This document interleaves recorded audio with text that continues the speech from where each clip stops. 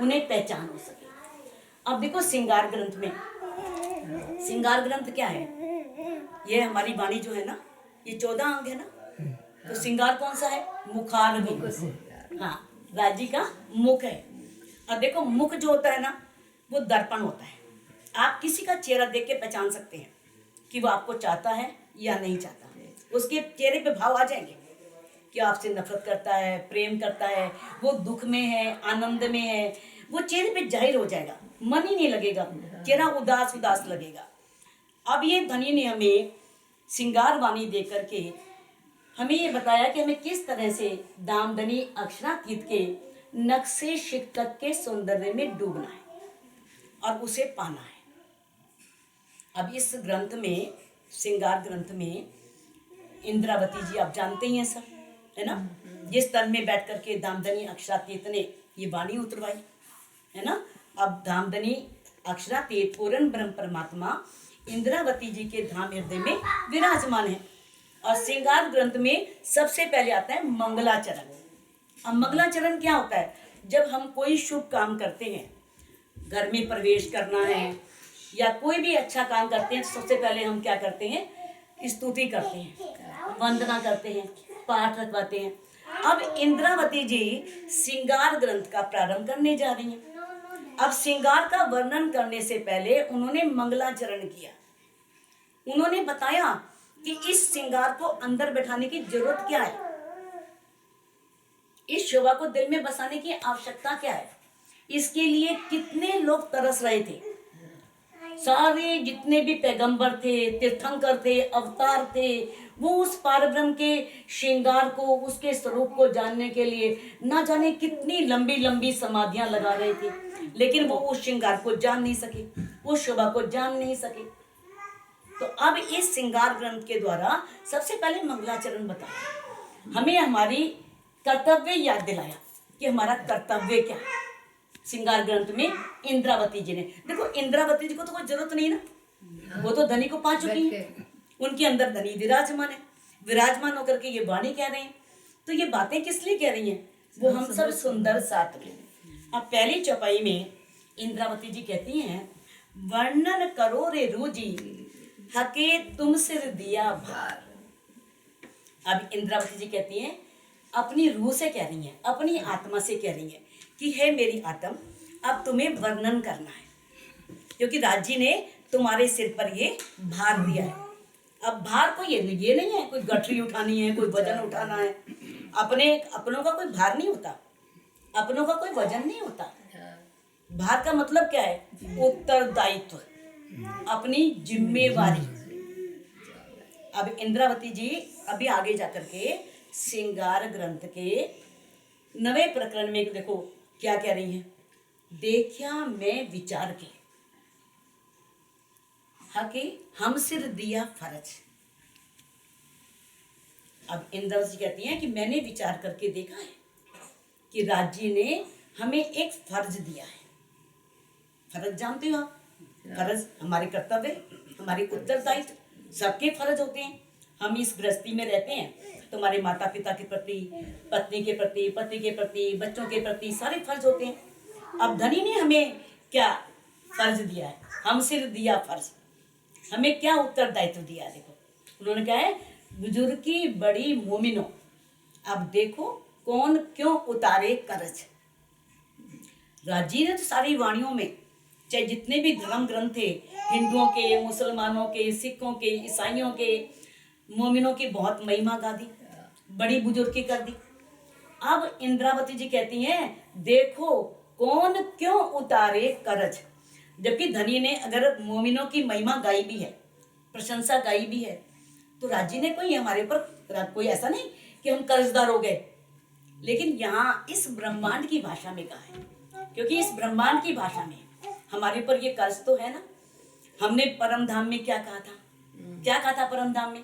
तू भूले तो मैं जगाऊंगी, मैं भूलूं तो तू जगा देना, कहा था ना, कहा था ना। अब हमें उसको तो याद करना होगा ना कि हमने राज्य से उसमें वायदे क्या किए थे, आपसे क्या वायदे किए थे। तो ये इंद्रावती जी हमें आगे जाके भी कहेंगे, इसी श्रृंगार ग्रंथ में आगे 85वें पकड़ में चपाई आ जाएगी, वो कहती हैं कि यही परीक्षा मोमिनो उठावे अपना भार, बोझ निभावे साथ को और मसनद भरता। क्या अर्थ इसका? इंद्रावती जी कह रही हैं कि हमारे यहाँ पर परीक्षा तो होनी है, हमारे ईमान की भी परीक्षा होनी है। ईमान बहुत बड़ी चीज है। अगर मेरे राज्य पर विश्वास ही नहीं है तो समझो हम मोमिन ही नहीं है। विश्वास करीने दौड़ सीजे ताटकम का फल ले सीते। जो विश्वास करके दौड़ेगा उसे ही फल मिलेगा। तो ईमान बहुत बड़ी चीज है। अब राज्य इंद्रावती जी कह रही है कि उठावे अपना भार। पहले तो अपना भार उठाना है। अपना भार उठाने का मतलब क्या है? हमें अपनी जागृति करनी है, हमें अपने को जगाना है। ये भार उठावे अपना भार, क्योंकि इंद्रावती जी तो अपना कर्तव्य निभा चुकी। वो तो कलश हिंदुस्तानी में बोल चुकी है, जागो जगाऊं युगस्सो, है ना, जागो जगाऊं युगस्सो सुफल करूं, नहीं, जागो जगाऊं युगस्सो छोड़ो नींद विकार। कहते हैं कि मैं बड़ी युक्तियां करके तुम्हें जगा रही हूँ। क्योंकि देखो उन्होंने कितनी युक्तियां की हैं, बड़े प्रेम से भी समझाया। अगर माँ भी कितना करती है, देखो पहले तो बच्चे को उठाना है तो बड़े प्रेम से उठाएगी, बेटा उठ जा, अब देर हो रही है, स्कूल जाना है, तेरी बस आने वाली है। जब देखेगी 5-7 मिनट 10 मिनट हो गया नहीं उठा है, फिर गुस्से से थोड़ा बोलेगी, अरे उठता नहीं, तेरे बस को देर नहीं हो रही है, तेरे को प्यार नहीं होना है, थोड़ा गुस्से से बोलेगी ना। फिर जब देखेगी अभी भी सो रहा है, अभी भी नहीं उठ रहा और टाइम हो गया है, तो एक थप्पड़ भी मार देगी गुस्से में आकर के, बे तू उठता क्यों नहीं है? करेगी ना, महाप्रतन करेगी ना।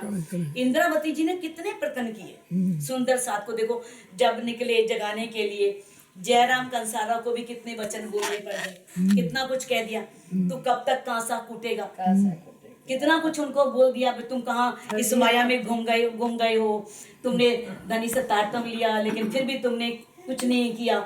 तो कहते हैं इस नींद को छोड़ो। ये नींद क्या है? अज्ञानता। इस अज्ञानता को छोड़ दो, ये विकार है। अब कहती है पहचान कराऊं पीयू की, सुफल करूं अवतार। मैं तुम्हें प्रीतम की पहचान करा रही हूं, इंद्रावती जी कह रही हैं, क्योंकि उन्होंने तो प्रीतम की पहचान करा दी कि हमारी आत्म के प्रीतम प्राणनाथ है, अचरातीत है, धामधनी है। तो उन्होंने तो पहचान करा करके अपने जन्म को सफल कर लिया। अब हमें सफल करना है। हमें कैसे सफल करना है, हमें इंद्रावती जी इसके माध्यम से बता रही हैं। कहते हैं ना, उसमें उन्होंने कहा है जाग देखो सुख जागनी, कलश में बोल रही हैं, जाग देखो सुख जागनी, सुख सुहागिन जो, तीन लीला चौथी घर की, चारों को यहाँ में हो। कहते जाग देखो सुख जागनी। अगर आप जागे ही नहीं ना, तो जागनी ब्रह्मांड का सुख तो नहीं मिलने वाला, कभी भी नहीं मिलने वाला।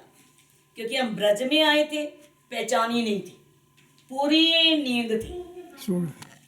प्रेम किया कृष्ण जी से, प्रेम तो किया कृष्ण जी से, लेकिन मनमोहन रूप था, बहुत सुंदर रूप था, आकर्षक रूप था, सबको लुभाने वाला। तो उसके सौंदर्य में रूहें गोपियां खिंची चली जाती थी। लेकिन ये नहीं मालूम था कि ये हमारी आत्मा का प्रीतम है। हम परम धाम से आए, इनके अंदर धनी का आवेश है, धनी का जोश है, ये कुछ नहीं मालूम था। अब रास में गए तो रास में भी क्या था? आधी नींद थी, आधी जागृति थी। आधी तो नींद थी, आधी जागृति थी। क्योंकि वहां जाकर के इतना तो पता लग गया, क्योंकि तन यहीं छोड़ के गई गोपियां, तन तो मान ही गए ना। वहां नए तन बने, नूतन तन बने, नूतन लीला हुई, नूतन वृंदावन था सब कुछ। लेकिन वहां जाके इतना पता लग गया, जो ब्रज में बोला था ना कि तुम उन्हें कितने कामी बोल दिया था, उन्हें कितने अपशब्द बोल दिए थे कृष्ण जी को, लेकिन वहां जाके पता लग गया कि हमारी आत्मा के प्रीतम है। घर की पहचान तब भी नहीं थी, तब भी बोल दिया था कि ये वृंदावन, ये जो है इतना सुंदर तो है, लेकिन हमारे लिए शमशान के समान है। क्योंकि आपसे हमारा विरह हुआ, हमें तो वहां ले चलो जहां पर आपसे हमारा एक पल का भी विरह ना हो। परम धाम की पहचान तो नहीं थी ना। अब तीसरी बार इस जागनी ब्रह्मांड में आए। अब इस जागनी ब्रह्मांड में आकर के दामदनी अक्षरातीत ने हमें ब्रह्मवाणी दी अपनी पहचान कराने के लिए, क्योंकि चौथे दिन तक जागनी नहीं हुई। इसीलिए तो कहा है ना, जो बसरी सूरत है, अक्षरातीत की 3 सूरतें हैं। बसरी सूरत को क्या बोल दिया? दूज का चांद, क्योंकि पूरा पता नहीं था, कुछ कुछ यानी कि बातें थोड़ी सी रहस्यमयी बातें, गैर बातों का वर्णन हुआ बस। अब जो दूसरा जो अक्षरातीत का स्वरूप था, मलकी सूरत धनिषी देवचंद जी का, उसे बोल दिया पूर्णमासी का चांद। पूर्णमासी का चांद उजियारा है, लेकिन पूरी रोशनी फिर भी नहीं हुई, जागनी नहीं हुई, क्योंकि वाणी नहीं उतरी थी। अब धनी को लगा कि वाणी तो उतारनी ही पड़ेगी, जबकि इंद्रावती ने कहा कि नहीं धनी, ये ब्रह्मांड इस लायक नहीं है, इन्हें ये वाणी सुनाई जाए। पर धनी ने कहा नहीं, साथ माटे कहवानी, साथ के लिए तो कहनी पड़ेगी, मेरा साथ यहाँ पर आया है, साथ में तो मुझे बात करनी पड़ेगी ना, तो ये वाणी उतारनी पड़ेगी।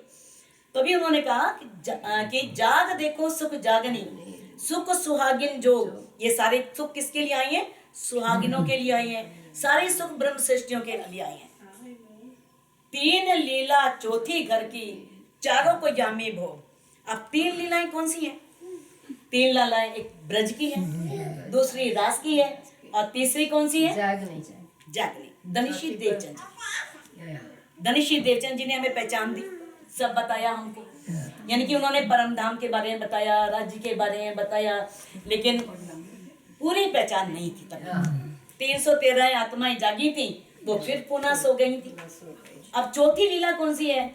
वो प्राणनाथ जी के तन से हुई, मामती जी के तन से हुई। अब इंद्रावती जी ने कहा है कि इन चारों लीलाओं को इस मानव तन में भोगना है। तो सुंदर साथ जी कैसे भोगोगे? अगर हम वाणी ही नहीं पढ़ेंगे, सिर्फ देखो पूजा पाठ जरूरी है, सवेरे उठ करके राज्य की सेवा करना ये भी जरूरी है ना, लेकिन मोमिनों का रास्ता तो हकीकत मार्फत का है, खाली शरीयत से काम